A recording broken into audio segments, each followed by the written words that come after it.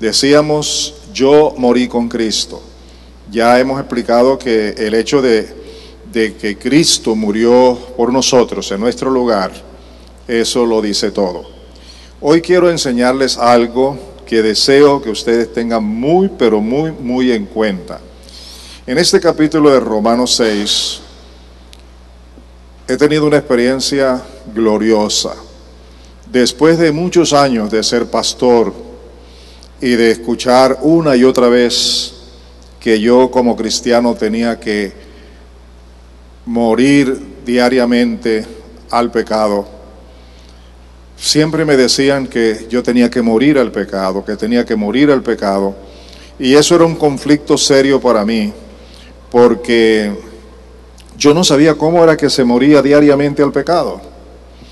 Pero una vez me invitaron a una conferencia donde un señor ya metido en años, con experiencia con el Señor, nos trató este tema, y ese día que escuché esta enseñanza, yo sentí como si me hubieran quitado una carga de encima y comencé a experimentar la verdadera libertad en Cristo. Esta ocasión, deseo que usted también tenga esa experiencia, pero tiene que estar atento a lo que vamos a enseñar, lo que dice la palabra, creerlo, aceptarlo, asimilarlo y hacerlo suyo. ¿Está bien? Vamos a analizar un poco, vamos a leer y analizar los versículos de Romanos 6, 1 al 6 primeramente. Dice la escritura aquí, ¿o no sabéis que todos los que hemos sido bautizados en Cristo Jesús, los que ya hemos sido bautizados en Cristo, hemos sido bautizados en su muerte? El bautismo es un sello en el que estamos declarando que realmente hemos muerto con Cristo. Por eso el bautismo es importante. El bautismo no salva, pero el bautismo está incluido en el acto del arrepentimiento y del cambio de actitud. Por eso cuando la gente le preguntó a Pedro, ¿qué haremos?, él, lleno del Espíritu Santo, dijo, arrepiéntanse y bautícese cada uno de ustedes. Aunque realmente el bautismo no me salva, y no salva a nadie, hace parte de la enseñanza bíblica en el que con el acto de bautizar estás sellando que tu acción de creer, de aceptar a Cristo. Y además de eso, espiritualmente está simbolizando tu muerte juntamente con Cristo. Algunos lo ilustran diciendo, cuando bajas a las aguas es como bajar al sepulcro, cuando sales de las aguas es como salir del sepulcro. Es un símbolo, algo simbólico acerca de la resurrección, pero tiene un significado espiritual que nosotros no podemos pasar por alto, y es lo que Pablo nos está diciendo aquí, que todos hemos sido bautizados en Cristo Jesús, hemos sido bautizados en su muerte, o sea, hemos participado de su muerte. Por tanto, hemos sido sepultados con él por medio del bautismo. ¿Se da cuenta de lo que está diciendo? Para muerte, a fin de que como Cristo resucitó de entre los muertos por la gloria del Padre, así también nosotros andemos en novedad de vida. ¿Se da cuenta que nosotros tenemos que tomar conciencia que al recibir a Cristo como Señor y Salvador, al nacer de nuevo, cuando estamos en el acto de bautismo, estamos obedeciendo la orden que el Señor nos ha dado y proclamando públicamente que definitivamente hemos recibido a Cristo como Señor y Salvador, y espiritualmente estamos participando de su muerte y de su resurrección para una nueva vida, una novedad de vida, vida nueva en Cristo, que comienza a partir del arrepentimiento, de la entrega, que se sella con ese acto del bautismo. Si usted no lo ha hecho, pues ahí sabe lo que la palabra nos está diciendo. Sigue diciendo, porque si hemos sido unidos en él, en la semejanza de su muerte, ciertamente lo seremos también en la semejanza de su resurrección. Sabiendo esto, yo quiero recalcar esto, sabiendo esto, ¿qué es lo que debemos saber? Que nuestro viejo hombre fue crucificado con Cristo, para que nuestro cuerpo de pecado fuere destruido a fin de que ya no seamos esclavos del pecado. Quiero también explicarles algo. Hay una discusión para saber en qué consiste el viejo hombre, que es la manifestación de nuestra naturaleza caída. Quiero explicarles lo siguiente. Cuando Dios creó a Adán y a Eva, los creó a la imagen de Él, a su semejanza. Los creó en una actitud, en un acto de amor, sí, pero también en una característica propia de darle su vida a ellos. Él sopló sobre ellos aliento de vida. Esa pareja, cuando comenzó a existir, no tenían pecado ni conocían el pecado. Eran totalmente inocentes acerca del pecado. Eran santos, eran una pareja realmente para Dios, sujetas a Dios y en todo buena relación. Pero cuando ellos desobedecieron voluntariamente por dejar de escuchar la voz de Dios para escuchar la voz de Satanás, permítame decirle lo siguiente, óiganme con mucho cuidado. El estado espiritual de ellos se degeneró. La relación con Dios se rompió. Como consecuencia de su pecado, Dios los expulsó del jardín del Edén. Ahora, como Satanás los venció, entró en ellos la influencia satánica y pasaron de ser seres espirituales para convertirse en seres carnales, pecadores. ¿Estoy haciéndome entender? Ahora, el pecado no se origina en ellos, sino que el pecado ya existía en Satanás. Y quien viene a sus vidas para conquistarlos con la desobediencia a la voluntad de Dios es Satanás. Así que el espíritu de influencia que entra ahora en sus vidas para acabar con su relación con Dios fue una influencia satánica. Esa influencia satánica que entró en Adán y Eva, ese espíritu satánico, ese espíritu que, como dice Efesios capítulo 2, que ustedes pueden comprobarlo, es el espíritu que opera hoy todavía en los hijos de desobediencia. Ese espíritu es el que domina al hombre sin Cristo. Y todos nosotros que nacimos de Adán y Eva, todos nosotros hemos nacido en esa condición, muertos en pecado, condenados a la perdición eterna, sin Dios, expulsados de la presencia de Dios, sin la gloria de Dios. En esa condición es un hombre, una mujer, una raza humana bajo la esclavitud de Satanás. Como ellos no heredaron eso de Dios, sino que lo heredaron de Satanás, eso es lo que viene a constituirse en ese viejo hombre que heredamos de Adán y Eva, una naturaleza corrompida por el pecado, por la influencia satánica, de la cual Jesucristo viene ahora a hacernos libres. No solamente del pecado en sí, sino de la esclavitud que Satanás tenía sobre nosotros. Por eso nos convence de pecado, de justicia, la justicia que Dios hizo, y de juicio, el juicio que Dios hace contra Satanás, para que ya Satanás no tenga poder sobre la vida de los hijos de Dios. ¿Les queda claro? ¿Les queda claro? ¿Entienden ahora cuál es ese viejo hombre? ¿De dónde viene ese viejo hombre? Viene directamente de Satanás. Y ese viejo hombre, dice aquí, es el que ha sido crucificado. Y como dice la palabra, ha sido crucificado, pero no dice que el viejo hombre resucitó. Resucitó una nueva vida en Cristo. ¿Me hice entender realmente? ¿Captaron lo que estoy diciendo? Ok, seguimos entonces. Vamos a los versículos 7 al 11. Y quiero que escuchen con atención. Dice el texto: porque el que ha muerto ha sido liberado del pecado. ¿Se da cuenta? Está hablando de esa naturaleza vieja que murió, que fue crucificada juntamente con Cristo. El que ha muerto con Cristo ha sido liberado del pecado. Y luego dice: y si hemos muerto con Cristo, creemos que también viviremos con Él, sabiendo que Cristo, habiendo resucitado de entre los muertos, no volverá a morir. Ya la muerte no tiene dominio sobre él. Escúchenme, ¿tiene la muerte dominio sobre el Señor Jesucristo? No. Ahora, los que hemos nacido de nuevo, los que estamos en Cristo, ¿estamos en igualdad de condición con Cristo, sí o no? Por estar en Cristo. Tampoco vamos a morir espiritualmente. Ya somos libres de la muerte y del pecado y de la esclavitud del pecado y de esa acción del viejo hombre que se heredó de Satanás.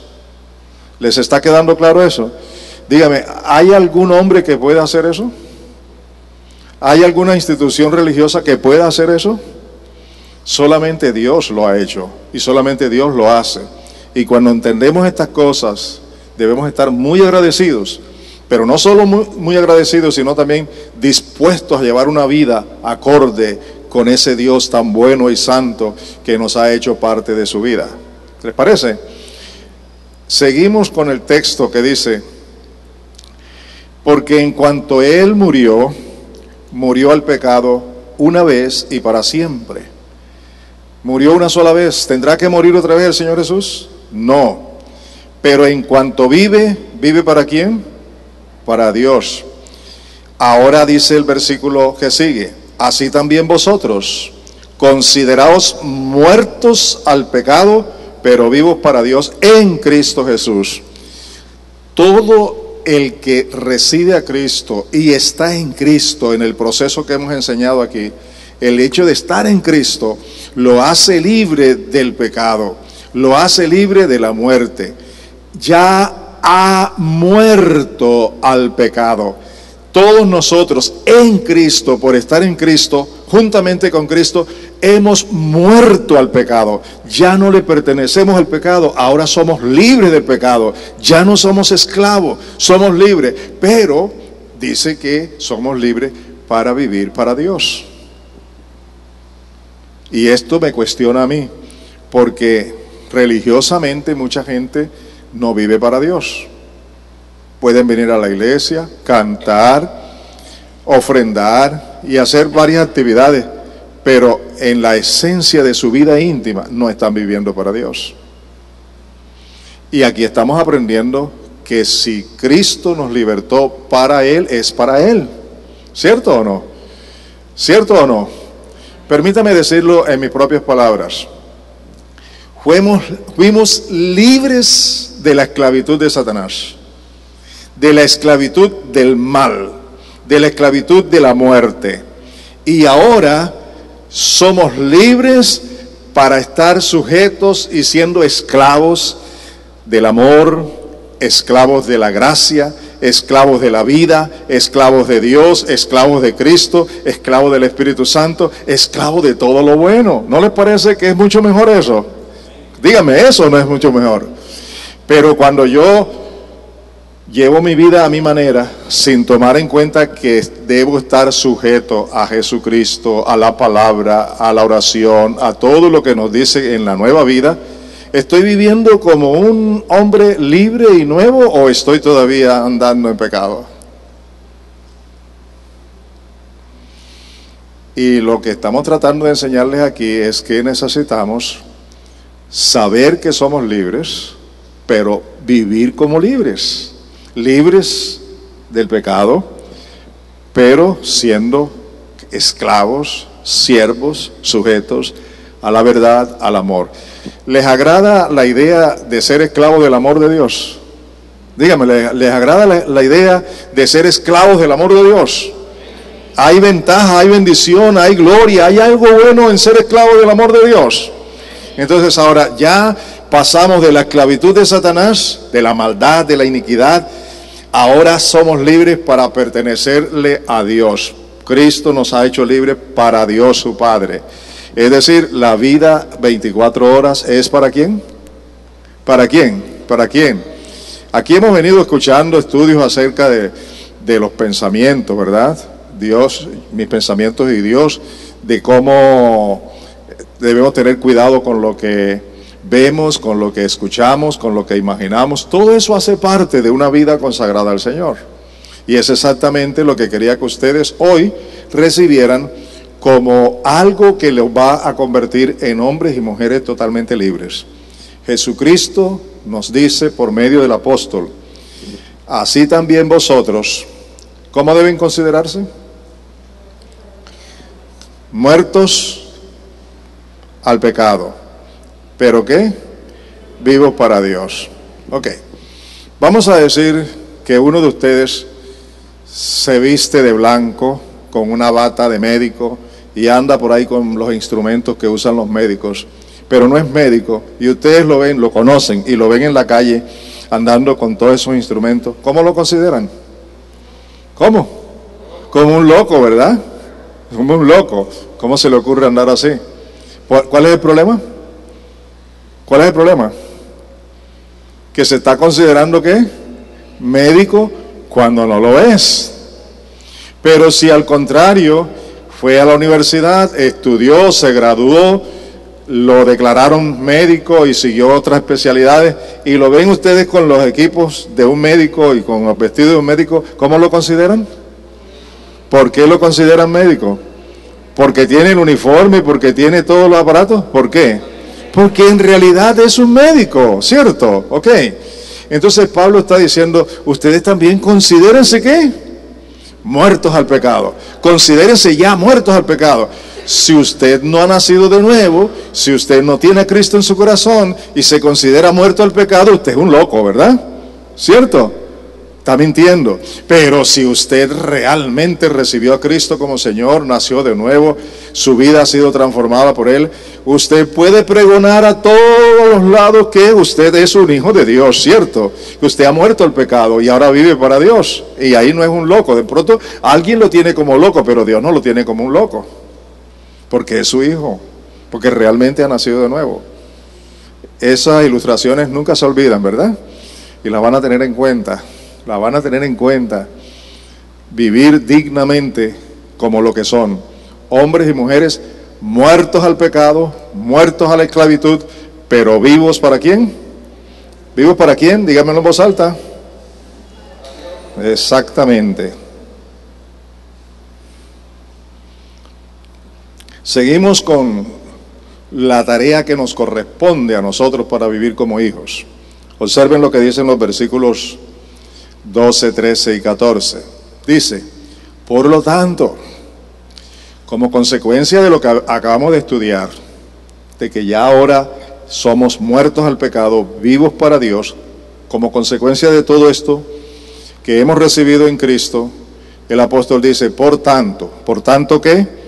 Vamos a observar ese por tanto.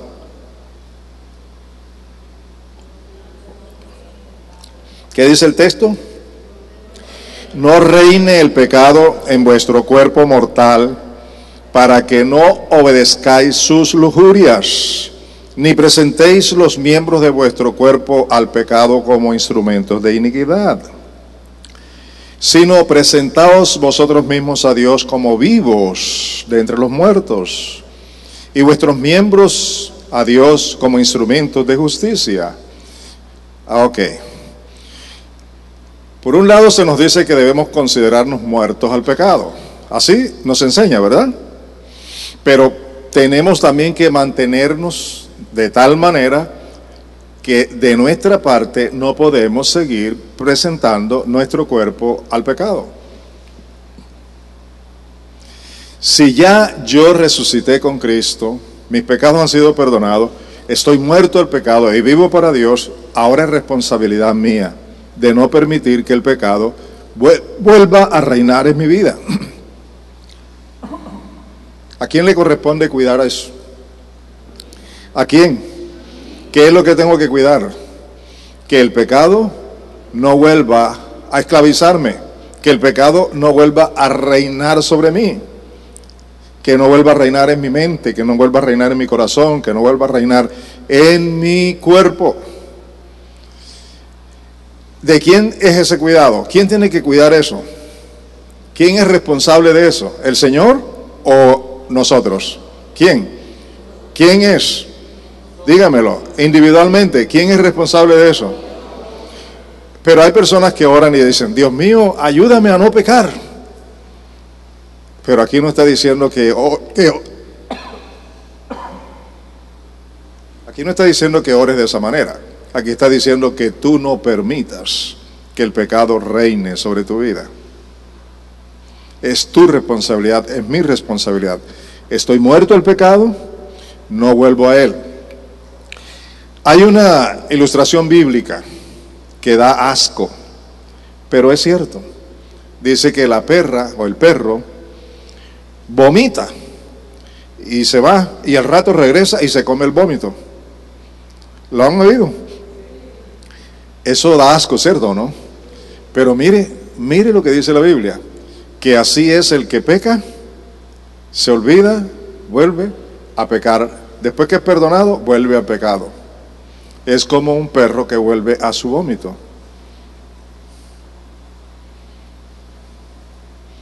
¿De quién es la responsabilidad de cuidar la vida espiritual? Tomar nosotros la responsabilidad con la ayuda absoluta del Espíritu Santo, siguiendo las enseñanzas. Y aquí dice, no reine el pecado en vuestro cuerpo. No obedezcan sus deseos, sus lujurias, sus miradas, sus pensamientos. Todo eso que se produce, sus concupiscencias, lujurias y todo eso, no obedezcan eso. Ni presenten los miembros de su cuerpo como instrumentos de la iniquidad, del pecado. No tomes tu lengua para hablar mal de nadie, ni para andar con chismes, ni para andar con murmuraciones. No tomes tu lengua para mentir. No tomes tu lengua para desagradar a Dios. No uses tu cuerpo para entregarlo al pecado. Los que son casados fieles a su esposa, las esposas fieles a su esposo, y los jóvenes fieles al Señor hasta cuando se casen, y así puedan también ser fiel como esposos más adelante. Pero sobre todo, sobre muchas cosas, hoy por hoy hay mucha gente comprometida con el mundo, pecando con el mundo, viviendo como mundanos, no como siervos de Dios. Y aquí dice que no reine el pecado sobre tu vida, que tú te cuides, que no presentes tu cuerpo al pecado. ¿Qué más dice? Sino presentaos vosotros mismos. Presenta todo tu cuerpo, todos tus miembros, preséntalos a Dios como lo que son, vivos de entre los muertos. Estaba muerto, pero ahora está vivo. Como un sacrificio vivo, preséntalo a Dios, preséntalo a Dios. Quiere decir, no solamente decirle, Señor, aquí te presento mi cuerpo. Eso no es la idea. La idea es que tú trates tu cuerpo de tal manera delante de Dios que siempre es para Dios. ¿Me hago entender? ¿Me hago entender?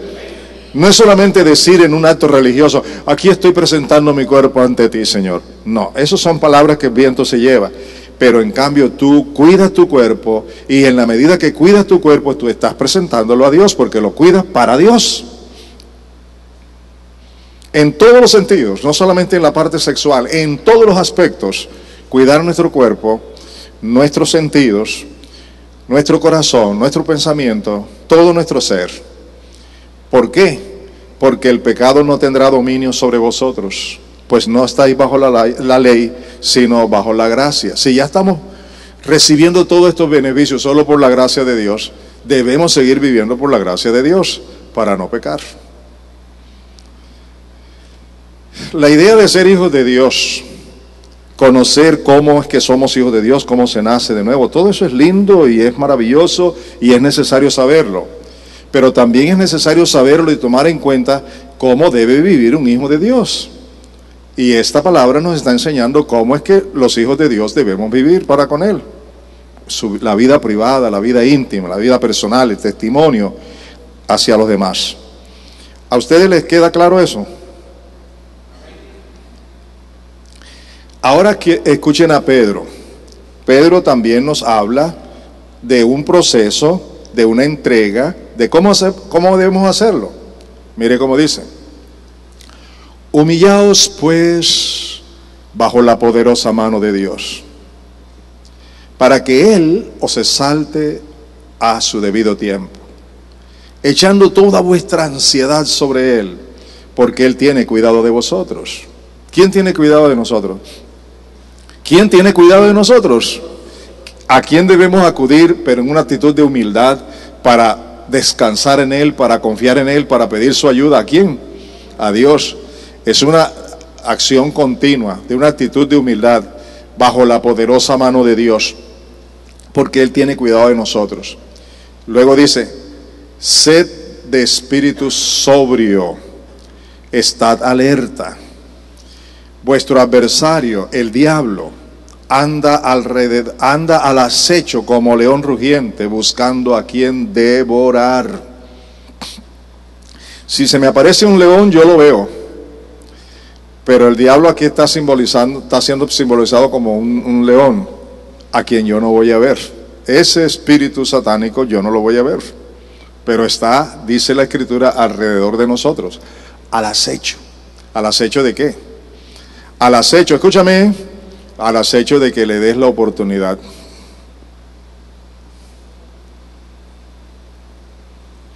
¿Cómo se le da oportunidad a ese espíritu satánico?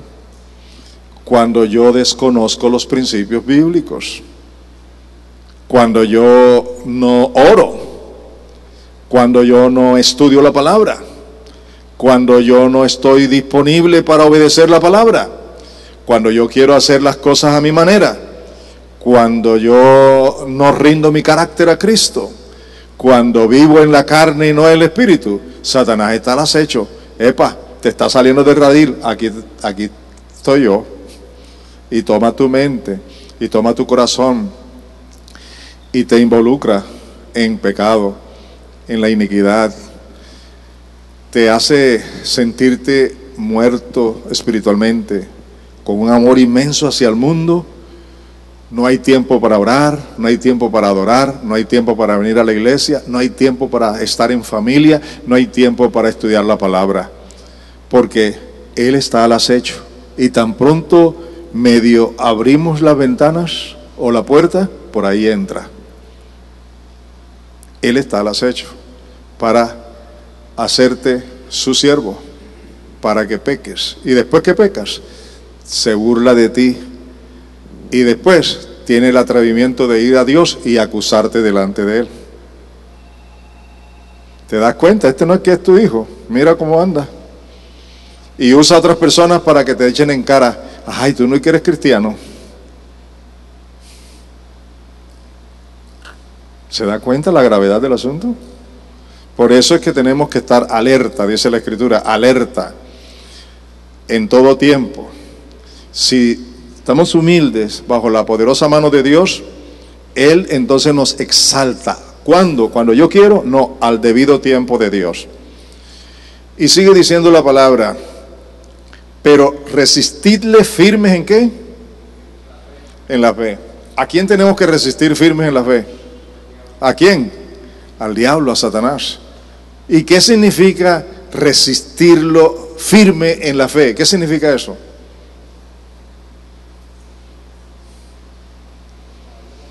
Dígame, ¿qué significa? Ahora escúcheme una cosa. ¿La fe viene por dónde? Por el oír. ¿Y el oír qué? La palabra de Dios. Cuanto más estudia la palabra, más la entiendes, más te comprometes, más estás dispuesto a obedecer, más aumenta tu fe. Y cuanto más aumenta tu fe, tú resistes al diablo. ¿Entendido? Tú resistes al diablo para que no seas un instrumento de él, para que no te arrastre con el pecado, para que no te convierta en un esclavo suyo.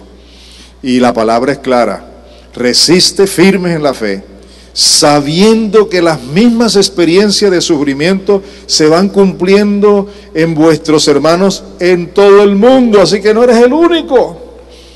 En todo el mundo la prueba para cada hijo de Dios está allí, porque Satanás anda con sus demonios pendiente, al acecho. Y después que hayáis sufrido un poco de tiempo, en la vida cristiana hay que sufrir por el Señor. El Dios de toda gracia, que os llamó a su gloria eterna en Cristo, óigame, Él mismo os perfeccionará, afirmará y fortalecerá y establecerá. ¿Quién lo hará? ¿Quién lo hará? ¿Pero cuándo? ¿Qué dice el principio? Cuando estás humillado bajo la poderosa mano de Dios. Cuando aprendes a estar bajo el control de Dios, bajo el control del Espíritu Santo, en medio de todas las pruebas y las luchas y tentaciones, Dios estará allí para fortalecerte, para ayudarte, para establecerte. ¿No les parece glorioso? ¿Cuándo es que obra Dios? Cuando ve en el corazón de nosotros la disposición de hacer lo que a Él le agrada. Cuando Él ve que yo estoy dispuesto para agradarlo, aunque cometa los errores que sea, ahí está Él para ayudarme, porque hay un corazón dispuesto a agradarlo a Él. ¿Está claro? ¿Está claro, señores? Bueno, ustedes y yo somos responsables de esta palabra. Y termina diciendo el pasaje bíblico: a Él sea el dominio por los siglos de los siglos. Amén. Ese pasaje es muy rico, ¿verdad? ¿Les enseñó algo? Vale la pena volverlo a estudiar. Vámonos ahora a Gálatas y veamos en Gálatas la declaración que se hace aquí. Dice: los que son de Cristo Jesús, ¿qué cosa? Han crucificado su naturaleza pecaminosa, han crucificado al viejo hombre con sus pasiones y deseos. Y luego dice: si el Espíritu nos da vida, ¿qué debemos hacer ahora entonces? Andemos guiados por el Espíritu. ¿Cuál es el secreto de todo? ¿Andar qué? Guiados por el Espíritu, guiados por el Espíritu, guiados por el Espíritu. Ustedes que son cartageneros, saben que aquí hay guías turísticos, ¿verdad? El guía turístico es una persona que ha estudiado, que se ha capacitado y que conoce toda la historia de cada lugar que hay aquí en la ciudad. Cuando llegan los extranjeros o los connacionales que viven en otras ciudades, vienen aquí y quieren conocer todos esos lugares. Entonces ellos le piden los servicios a un guía, ¿cierto o no? Dígame, ¿cierto o no?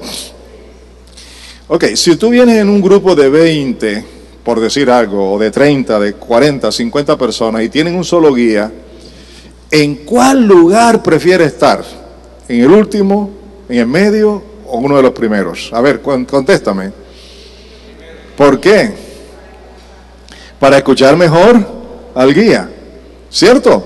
Para escuchar mejor al guía, ¿prefieres estar dónde?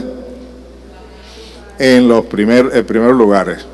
Para atender y escuchar y aprender, saber lo que el guía quiere decir. Una buena ilustración: tú vienes a la iglesia y hay que rogarte que vengas acá a las primeras sillas, ¿verdad? Y la Biblia dice: cuando fueres a la casa de Dios, siéntate adelante para escuchar. Y tácitamente está diciendo: no te quedes atrás, porque allá comienzas a hablar y a criticar y todas las demás cosas, y a perder el tiempo y no concentrarte. Ya tenemos una primera lección. Pero lo que queremos enseñar sobre todo es que cuando tu relación es del montón y siempre estás por allá al margen y no estás en la comunión personal, íntima con el Espíritu Santo, ¿podrás ser guiado a escuchar bien al Espíritu Santo? El bullicio de los demás te impide escucharlo, ¿verdad? ¿Cierto? Pero la intimidad te hace con un corazón dispuesto a escuchar su voz, a entender su palabra, a tener esa comunión. Y la Escritura nos dice claramente, es muy claro, dice: si el Espíritu nos da la vida, es decir, si el Espíritu Santo nos enseña todas estas cosas y nos lleva a la vida eterna, andemos guiados por el Espíritu. ¿Cómo es que debe vivir un cristiano las 24 horas? Tiene que conocer al Espíritu, tiene que aprender de Él, tiene que estar atento, lleno de su presencia, en la oración, en la comunión, en la intimidad, todos los días, para que el Espíritu Santo guíe tu vida. ¿Se dan cuenta que una cosa es ser hijo de Dios y otra cosa es vivir como hijo de Dios? Y para vivir como hijo de Dios tenemos que entregar nuestras vidas a Él para que Él las tome, las guíe y las dirija como es su voluntad. ¿Vamos bien hasta ahora?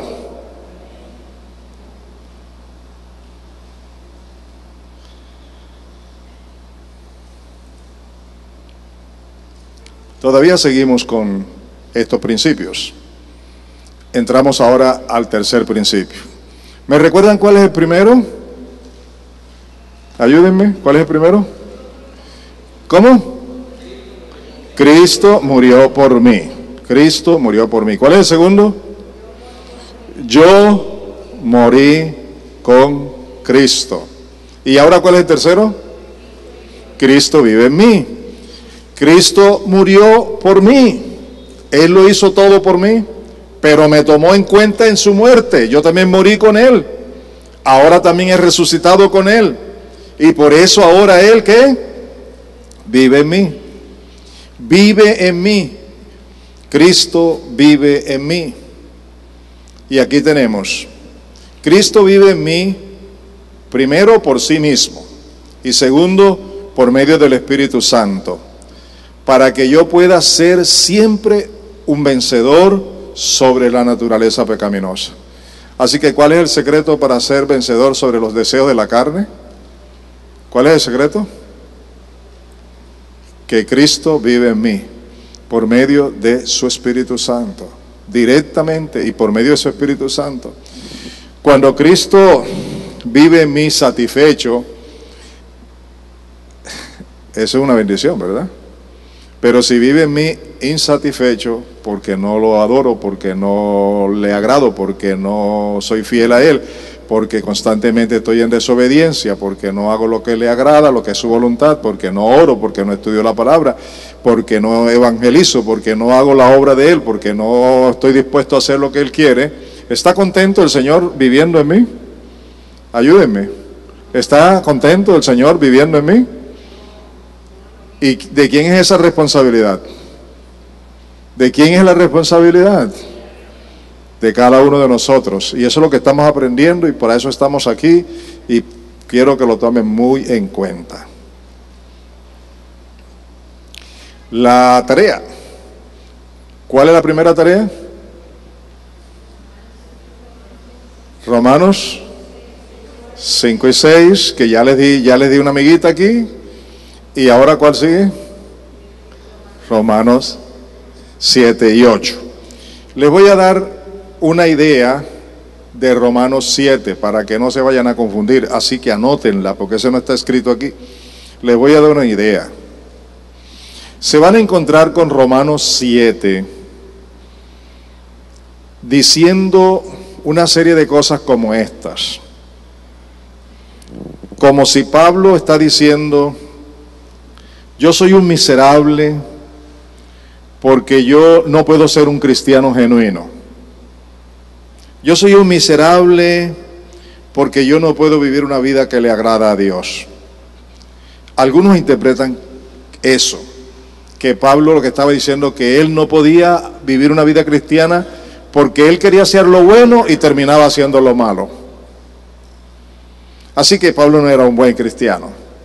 Y yo tengo la excusa para predicar, porque si Pablo, imagínense, el siervo de Dios, está confesando que él siempre quería hacer lo bueno y terminaba haciendo lo malo, entonces ¿quién soy yo para ser diferente? Esa es una pésima, mala interpretación. Lo que Romanos 7 enseña, y aquí tomen esto para que lo vean cuando lo estén estudiando, lo que Romanos 7 enseña es: un judío que quiere vivir como legítimo judío, si quiere vivir como legítimo judío con su propia fuerza, será un fracasado.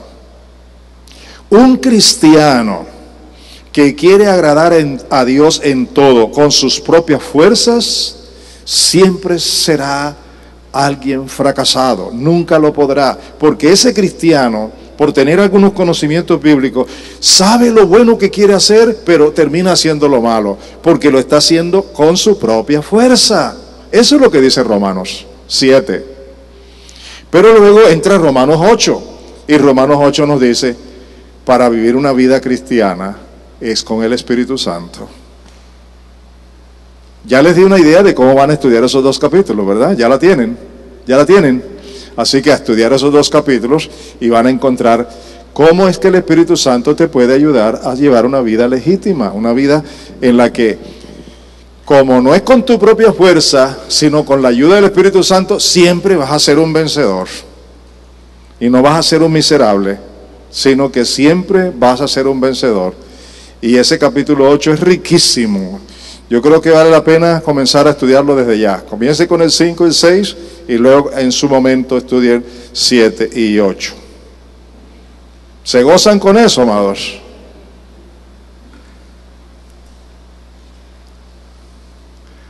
Yo les decía al principio que cuando a mí se me decía que yo tenía que morir al pecado, yo me preguntaba ¿cómo? Y algunos me respondían, tienes que quebrantar tu corazón.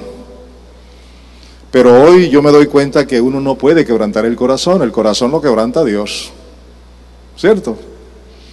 Tú en tu fuerza quieres quebrantar tu corazón, ¿y cómo lo vas a hacer? Pero cuando aprendí que en la gracia de Dios morí con Cristo y que el viejo hombre fue crucificado y que yo morí al pecado, ahora soy libre para vivir una vida nueva en Cristo, ¿verdad que sí? Ya no tengo que morir. Lo que tengo, ¿sabe qué es la responsabilidad que tenemos ahora? No es la de morir al pecado. Alguien va a decir, pero Pablo dice que todos los días moría. Y sí, es verdad, Pablo decía eso, pero ¿sabe lo que Pablo quería decir con eso? Escúchenme, para que no tengan problemas con la gente cuando le saca con eso. Lo que Pablo quería decir cuando decía que todos los días moría, era que todos los días él estaba dispuesto a morir por Cristo, es decir, entregar su vida, que fuera sacrificada, que lo llevaran a la cárcel, que lo mataran si fuera posible. Todos los días él estaba dispuesto a morir por Cristo, eso es lo que quiere decir.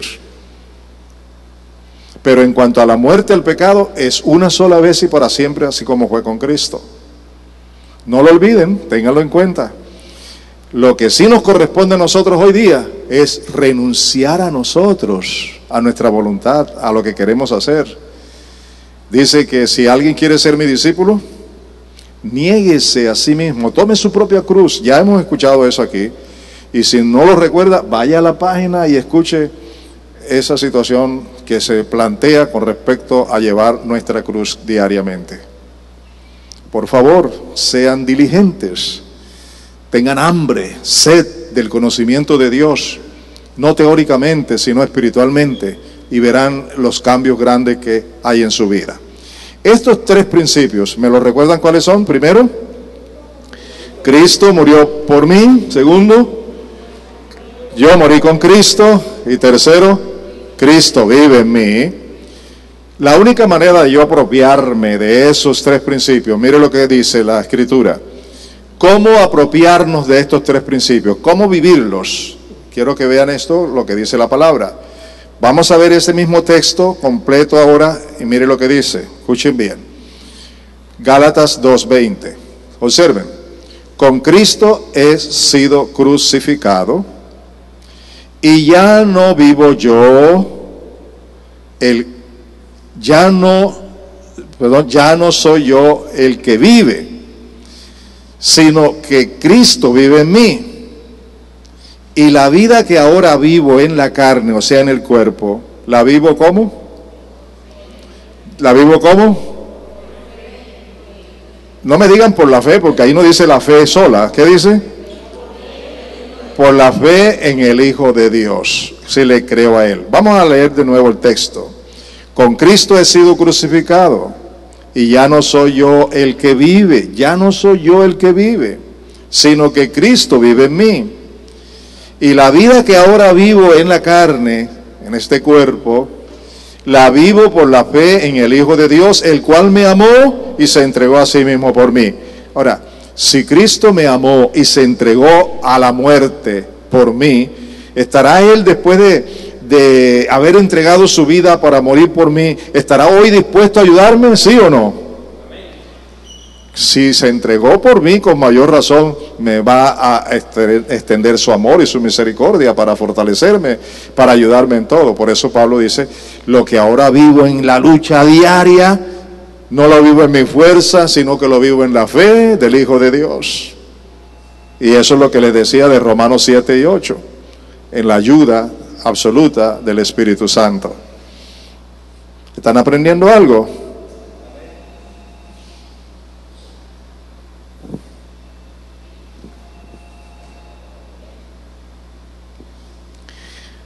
¿Qué dijo Pablo? Lo que ahora vivo en el cuerpo, lo vivo ¿cómo? Por la fe del Hijo de Dios, el Señor Jesucristo. El secreto para aceptar y vivir estos tres principios es la fe en Jesucristo, pero por la gracia de Dios, en el Espíritu Santo, con la ayuda absoluta del Espíritu Santo. No te dejes el lujo de decir que vives por la fe. La fe se fortalece en la palabra. La fe se fortalece en la relación personal.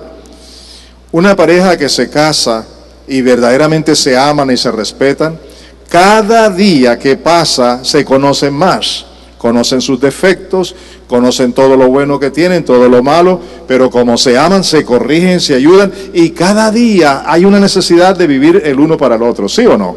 Dígame, ¿sí o no? Eso es lo que ocurre con el Señor.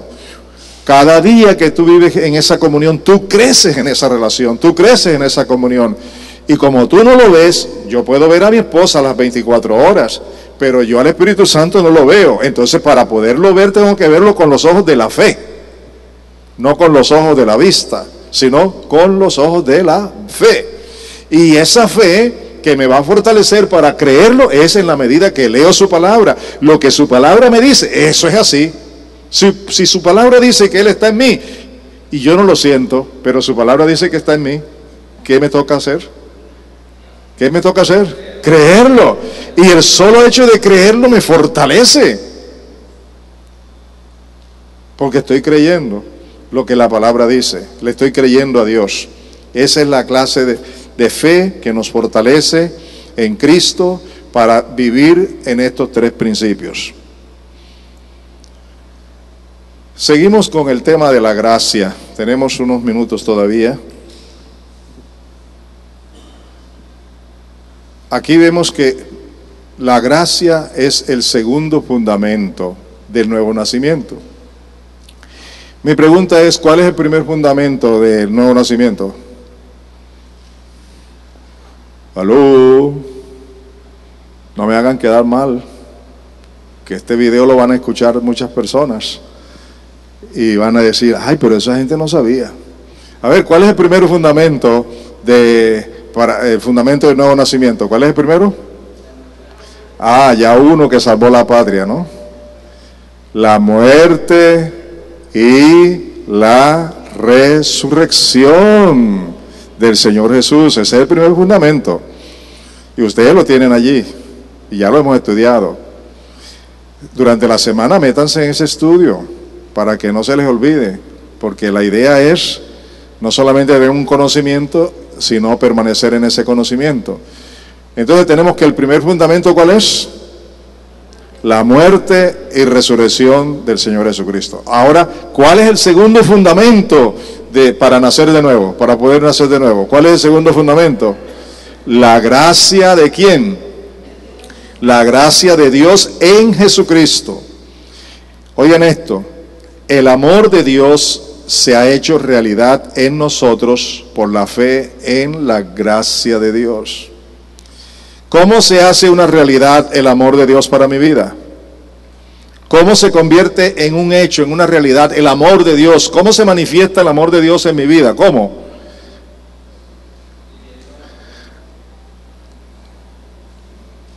Por la fe, díganlo, si ustedes lo están viendo con sus ojos, oigan, díganlo, ahora lo repiten, a ver, ¿cómo se relaciona o cómo se manifiesta el amor de Dios en nuestra vida? ¿Cómo? No, pero por la fe solita no, mire lo que dice el texto. Oye, ¿qué va a decir la gente de ustedes? Vamos a corregir eso, ¿qué les parece? ¿Cómo dice el texto? Por la fe en la gracia de Dios. Solo, y hago énfasis, solo, únicamente la fe en la gracia de Dios hace posible el nuevo nacimiento. Vea, si usted cree en la resurrección, si usted cree en la muerte y la resurrección de Cristo, ha dado un paso importante. Pero si usted no cree en la gracia, no lo puede hacer propio. Porque usted comienza a razonar, ¿cómo es posible? En cambio, si usted lo cree por la gracia, es por la gracia de Dios. Yo no lo merezco, yo no tengo nada, no tengo ninguna parte en el asunto. Es Dios quien tomó la iniciativa y por su gracia y su amor, Él se manifiesta en mi vida. Por eso es solamente por la fe en qué, en la gracia de Dios, que se hace posible el nuevo nacimiento. Vamos a ver la cita bíblica. Juan 1, 14 al 18. Observen lo que dice. Y el verbo se hizo carne. En los primeros versículos de Juan 1 habla del verbo, que es Dios, que es Cristo, la palabra. Pero en el versículo 14 dice que ese verbo se hizo carne. Y ese verbo que se hizo carne habitó entre nosotros. Y los apóstoles dicen, y vimos su gloria. ¿Qué clase de gloria vieron? Gloria como el unigénito del Padre. ¿Cómo estaba Él? Lleno ¿de qué? De gracia y verdad. Y ahí comienza a manifestarse la gracia de Dios para nosotros. Juan dio testimonio de Él y clamó diciendo, Juan el Bautista dijo esto, este era del que yo decía, el que viene después de mí es antes de mí, porque era primero que yo. Pues de su plenitud todos hemos recibido. ¿Qué cosa hemos recibido? A ver, en voz alta. Gracia sobre gracia. En Cristo, ¿qué es lo que estamos recibiendo? Gracia sobre gracia. Gracia sobre gracia. Allí no entra ningún razonamiento humano. Si Dios me ama de tal manera que envió a su Hijo a morir en la cruz del Calvario por mí, si Jesucristo vino y aceptó esa muerte para limpiarme de mis pecados, no lo hizo porque yo lo merecía, no lo hizo porque yo lo había comprado, no lo hizo porque yo le caí bien, lo hizo por la gracia suya. Y esa gracia viene manifestada en Cristo, y hoy nosotros hemos recibido gracia sobre gracia, abundante gracia. ¿Le dan la gloria a Dios? Así que, ¿qué ha hecho usted para ser salvo? Creer. Y aún la fe que tuvo, se la dio Dios como un regalo, imagínense. Así que tiene razón cuando dice que nada. Y no por obras para que nadie se gloríe. Mire lo que dice ahora. Porque la ley fue dada por medio de Moisés. Dios dio la ley por medio de Moisés. Pero la gracia y la verdad fueron hechas realidad por medio de Jesucristo. Nadie ha visto jamás a Dios. El unigénito Hijo, el unigénito de Dios, o el Hijo de Dios, el unigénito de Dios, que es Dios, que está en el seno del Padre, Él la ha dado a conocer. ¿Quién nos da a conocer a Dios mismo? ¿Quién nos lo da a conocer? El mismo Señor Jesucristo. ¿Porque lo merecemos? No, por su gracia, por su amor. Así que si todo esto lo hace por su gracia, con razón nos da la oportunidad de nacer de nuevo. Por eso, su muerte y su resurrección es el primer fundamento del nuevo nacimiento. Y la gracia de Dios es el segundo fundamento, en lo que fundamentamos, en lo que basamos el hecho de que ahora podemos nacer de nuevo. En su gracia, en su amor, en su misericordia, en su bondad, no en nosotros, no en la religión, no en nada de nada. ¿Se gozan? Y viene la tercera tarea.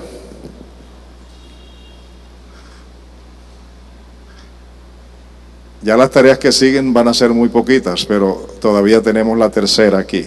Y con esta terminamos. ¿Qué vas a investigar? Investiga cómo es la gracia de Dios. Es una tarea muy hermosa. ¿Cómo es la gracia de Dios? Lo vas a leer en Romanos 3, 21 al 26. Efesios 2, 4 al 10.